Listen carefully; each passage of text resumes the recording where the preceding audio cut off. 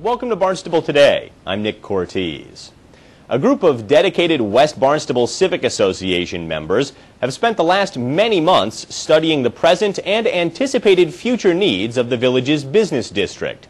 And at last night's planning board meeting, the product of their work, a series of proposed zoning changes for the district, was the subject of a planning board public hearing. To open the hearing, Nancy Trafton, the chair of the WBCA subcommittee that worked with the town's growth management department to craft the zoning changes, gave the planning board some background on what the Civic Association is trying to accomplish and why. The original charge of the LCP committee was to update the West Barnstable component of the town's local comprehensive plan. The committee completed this task after holding over 50 meetings. After completing the plan, our committee's charge turned to implementation. Intent on preserving the mixed-use and historic component of the business district while planning for a stable future, the West Barnstable LCP Committee developed proposed changes to the business district zoning. We did not make a wholesale change to the ordinance. Instead, we cleaned up some ambiguities and attempted to bring our ordinance up to date by utilizing current planning tools such as corporate branding regulations. These changes came directly from the strategies outlined in the West Barnstable component of the town's local comprehensive plan. Throughout this process, we sought direction and approval from both the West Barnstable Civic Association Board and from the entire membership at our general membership meetings. We received unanimous approval all the way through the process. We also worked closely with Joanne Miller-Buntich of the growth management staff. Proposed changes to the Village Business B District will accomplish the following. We wish to separate the VBB and the VBA in the zoning ordinance. These two districts are presently bundled together. Each district has different allowed uses, making the present ordinance confusing and difficult to comprehend. We would like to rename the VBB the West Barnstable Village Business District, or the WBVBD. That's a mouthful for me. We would like to eliminate an ambiguity so as to make it clear that a residence and a business may be located within the same building. We would like to maintain the requirement that only one principal permitted single-family residential dwelling can be contained in any one building. We would limit the principal permitted single-family residential dwellings to 1 per acre of land. The zoning is 1 acre in our village business district. We would like to reduce front yard setbacks from 40 feet, the requirement from 40 feet to 30 feet. This is to encourage parking in the rear of buildings and away from Route 6A and Route 149. We would also like to allow for artisans and craftspersons as have historically existed in the district. These uses were eliminated from the district at some point and are being returned through the special permit process. Specific criteria must be met through the special permit process for noise abatement, hours of operation, etc. The intent is to assure the ongoing harmonious relationship between business and residential uses. We would like to create a corporate branding ordinance to maintain the sense of place currently found in our historic business district. We would change personal service businesses from by right to by special permit. We would clarify principal permitted uses to allow for medical offices, because right now it's a little ambiguous. It just says professional offices. And I would be happy to answer any question that board members may have about our proposal. The planning board did have questions for Trafton about some of the specific proposed changes, including the decision to bar corporate branding, but still allow formula businesses in the district. I understand about corporate branding, but there's always been a bylaw that's a partner to that called formula business. And my question to you in the philosophical aspect is, corporate branding says that you could have a formula business, meaning basically it refers to regional, national, large chains, quote unquote, okay? And corporate banding basically says you can have a formula business as long as it doesn't look like one. So what you're telling me is that it's okay to have a formula business which traditionally doesn't provide the kind of jobs you're looking for, doesn't provide the benefits and sucks all the profits out of the community.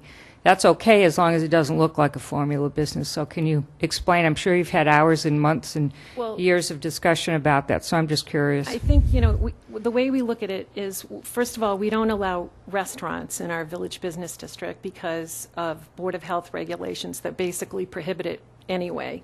So the only place we're going to really run into it, because we're really small retail, I think, is with a store, you know, a grocery type store. And I think part of the thinking was that we were afraid that it was possible that somewhere down the road, no one other than a national chain might want to run our old village store.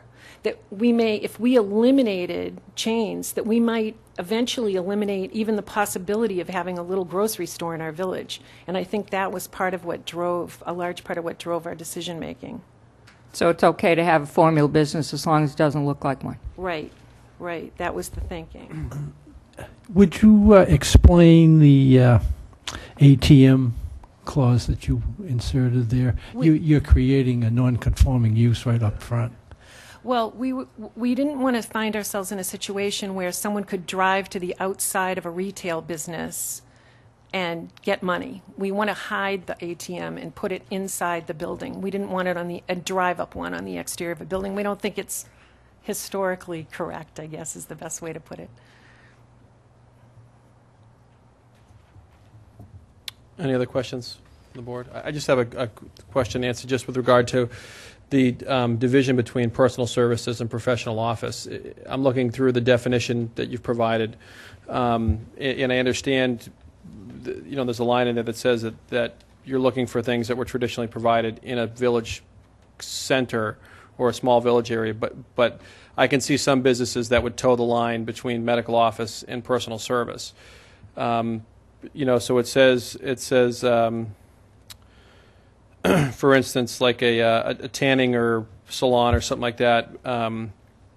But how does that compare to, say, physical therapy? That's not a. Although it's in the medical field, it's still a personal service. They may provide spa services. Just for your protection, right? Why? I guess why the division between the two, and then what was the intent behind it? Well, there's probably it's sort of a two-part answer, perhaps. Under principal permitted uses, number 1, single-family residential we go on. Number 3, professional, business, or medical office. Before, number 3 in the existing zoning didn't say medical. It just said professional. So it was, well, does that mean medical or doesn't it? There wasn't a real definite answer. So we added medical to that so that was a done deal. You can be a dentist or some type of a physician and locate in the village business district. But then the separate issue was under personal service. I think that we felt that medical offices really weren't personal service businesses. I think clearly we felt like if you were a physical therapist or you were that's probably not the right choice, but I'm thinking Dr. Doris, I can't remember. Somebody help me out. Thank you, chiropractor, that it would fall under medical. It would be allowed. And I think we looked at personal services, things like barbershops, beauty salons, things that in some cases might be high water generators, clothing repair, seamstress, and actually, even tattoo parlors would fall under it. So having the special permit, I think, was what we were thinking, might be a good idea to sort of regulate them a little bit. At the end of the hearing, the Planning Board voted unanimously to recommend the proposed zoning changes to the Town Council for final approval. Now, let's take a look at this week's remaining meetings.